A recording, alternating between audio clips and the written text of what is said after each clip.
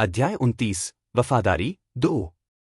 Barrenness, James ने अविश्वास में बुदबुदाते हुए कहा, यह सोचते हुए कि वह महिला उस पर ऐसा आरोप कैसे लगा सकती थी जबकि वह खुद उसे बहकाने आई थी। क्यों वह उसे मारने के लिए इतनी कोशिश कर रही थी, सिर्फ इसलिए कि उसने उसके साथ सोने से इनकार कर दिया?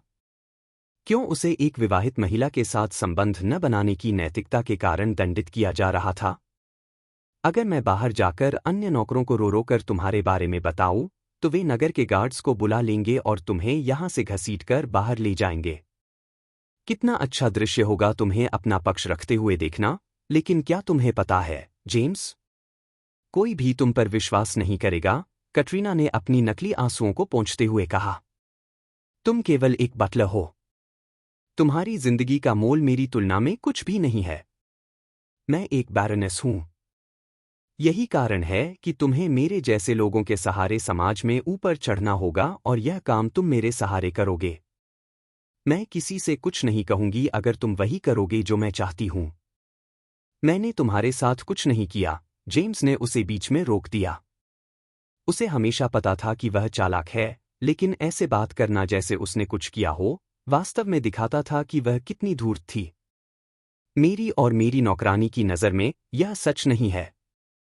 कितना निर्दयी है तुम्हारा अपने किए के लिए कोई पछतावा न दिखाना। सोचो, हम इतने लंबे समय तक हमारे घर में एक राक्षस को छुपाकर रखे हुए थे। तुम मेरी बेटी को किसी भी समय नुकसान पहुंचा सकते थे। शायद तुमने पहले ही केट को अपने धमकियों से चुप करवा रखा है, कैटरीना ने अपने मुंह को हाथ से ढकते हुए सांस लेते हुए कहा। तुम्हारी बेटी जानती है कि मैंने कभी उसके साथ अनुचित व्यवहार नहीं किया। क्या तुम वाकई इतनी निर्दयी हो कि एक आदमी के खिलाफ यह सब कर रही हो क्योंकि उसने तुम्हें ठुकरा दिया? जेम्स ने कहा। मैं एक अच्छा आदमी हूं, बैरनेस। तुम्हारे ये शब्द मुझे मार सकते हैं और मेरी मां को तब तक तिरस्कृत किया जाएगा जब तक वह जीवित है। उसे इस बात की चिंता थी कि अगर यह झूठ फैला तो उसकी मां के साथ क्या होगा। ऐसी अफवाह, चाहे वह सच हो या झूठ, उसे पूरी तरह से बर्बाद कर सकती थी। ठीक है, अगर तुम अपनी मां को एक राक्षस का पालन करने के कारण तिरस्कृत होने से बचाना चाहते हो, तो मेरी बात सुनो। मैं तुमसे यह आखिरी बार पूछ रही हूं, और अगर तुमने जवाब नहीं दिया, तो मैं नौकरों को बताऊंगी कि तुमने क्या किया। मेरे पति कहाँ गए हैं? कैटरीना इस बात का जवाब जानने के लिए बेताब थी। डेसमंड एक वफादार कुत्ते की तरह था, जो मालिक के बुलाने पर अपनी पूंछ हिलाते हुए पहुंचता था। वह कभी किसी को रात के समय अपने घर से बाहर नहीं निकलने देता था, सिवाय राजा के। कोई और व्यक्ति उसके पति से मिलने आता। वह विलियम लैंकास्टर के घर गए हैं, जेम्स ने अपना सिर झुकाते हुए कहा, कैटरीना से आंखें मिलाने में असमर्थ। विलियम? क्या यह अलेसेंड्रा के बारे में है? कैटरीना ने अपने निचले होंठ पर अंगूठा फेरते हुए कहा, मानो वह डेसमंड के इतनी देर रात विलियम के पास जाने का कारण सोच रही हो। विलियम निश्चित रूप से अधीर हो रहा है। यह केट के लिए अच्छी खबर है।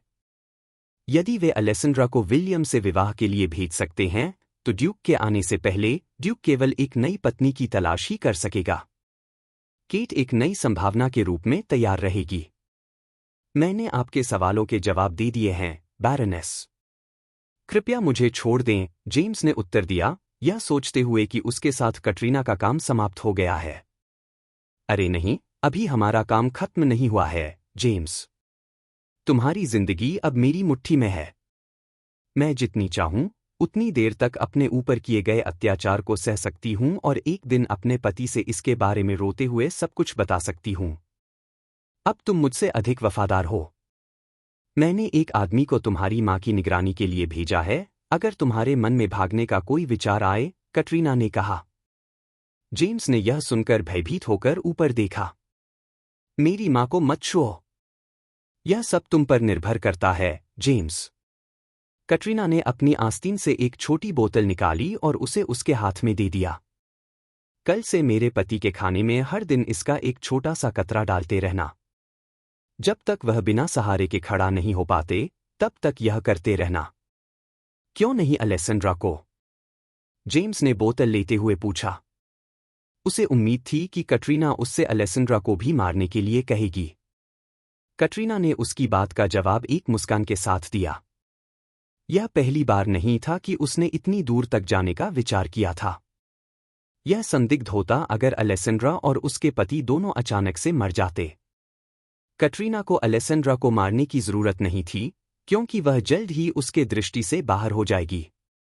जब तक उसके पति की मृत्यु होगी, अलेसेंड्रा पहले ही विलियम से विवाह कर चुकी होगी और फिर कभी इस घर में कदम नहीं रख पाएगी। तुम्हें कैसे पता कि मैं इसे तुम्हारे खाने में नहीं डाल दूंगा? जेम्स ने छोटे भूरे रंग की बोतल का निरीक्षण करते हुए पूछा। क्योंकि तुम जानते हो कि मैं तुम्हारी मां को मारने में संकोच नहीं करूंगी अगर मुझे जरा भी बीमार महसूस हुआ। जान लो, यह सब कुछ टल सकता था अगर तुमने पहले ही मेरा सवाल का जवाब दे दिया होता, कटरीना ने थोड़ी सहानुभूति दिखाते हुए कहा। अगर जेम्स एक उचित आदमी होता तो वह इतनी दूर तक नहीं जाती। शायद वे उसके बिस्तर पर थोड़ी देर एक दूसरे की गर्माहट का आनंद लेते और वह उसे समाज में उसकी स्थिति बढ़ाने का वादा करती अगर वह उसके प्रति निष्ठावान रहता। मेरे लिए काम करना तुम्हें वह पुरस्कार देगा जिसकी तुम्हें हमेशा से कामना थी। मुझे गर्व दिलाओ जेम्स, वरना मैं नगर के गार्ड्स को तुम्हें फांसी के लिए बुलाऊंगी। शुभ रात्रि। कटरीना उसके कमरे से बाहर चली गई। उसके रोंगटे खड़े हो गए थे, जबकि वह सेवकों के क्वार्टर में थी। यह उसके लिए यहां होना अपमानजनक था, लेकिन जेम्स को अपने पति को जहर देने के लिए उसका इस्तेमाल करना जरूरी था। बटलर के पास रसोई में आने जाने वाले भोजन का नियंत्रण था, इसलिए उसके द्वारा बैरन के भोजन के पास रहना संदिग्ध नहीं था। कटरीना को अफसोस हुआ कि उसने पहले जेम्स को बहकाने की कोशिश क्यों नहीं की, ताकि वह उसके प्रति अधिक वफादार होता। क्या आप चाहती हैं कि मैं रात भर यहां चौकीदारी करूं, बैरनेस? क्रिसल, जो कि कटरीना की 5 सालों से निजी नौकरानी थी, ने सिर झुकाकर पूछा। जेम्स रात में किसी से बात करने के लिए अपने कमरे से बाहर नहीं जाएगा। मैंने उसके जैसे पुरुषों का सामना पहले भी किया है। वह डर से कांप रहा है और अपनी मां की सुरक्षा के लिए मेरी हर बात मानेगा। अंततः वह इस स्थिति का लाभ उठाने का प्रयास करेगा। वह यह महसूस करेगा कि भविष्य में मैं उसे या तो मार डालूंगी या उसे अपने पास रखूंगी। इसका परिणाम इस बात पर निर्भर करेगा कि वह कल क्या करता है। यह लो। कटरीना ने अपनी उंगली से एक अंगूठी उतारी और क्रिसल की ओर फेंकी। तुम्हारी लगातार वफादारी के लिए धन्यवाद, बैरनेस। आपकी उदारता की कोई सीमा नहीं है, क्रिसल ने कटरीना को धन्यवाद देने के लिए घुटनों पर झुकते हुए कहा। कटरीना ने बिना किसी प्रतिक्रिया के आगे बढ़ते हुए चलते हुए अपने विचारों में डूबी रही। उसकी नौकरानी ने अंगूठी को एक दयालु इशारे के रूप में देखा, लेकिन कटरीना इसे अलग नजरिए से देख रही थी। अगर उसकी योजनाएं उजागर होतीं और कोई यह सवाल उठाने लगता कि उसकी नौकरानी के पास महंगी ज्वेलरी क्यों है, तो कटरीना का दावा था कि क्रिसल ने उसे उससे चुरा लिया था। वह कह सकती थी कि क्रिसल ने जेम्स के कथित शर्मनाक कृत्य का पर्दाफाश करने की धमकी दी थी अगर उसे ज्वेलरी नहीं दी गई।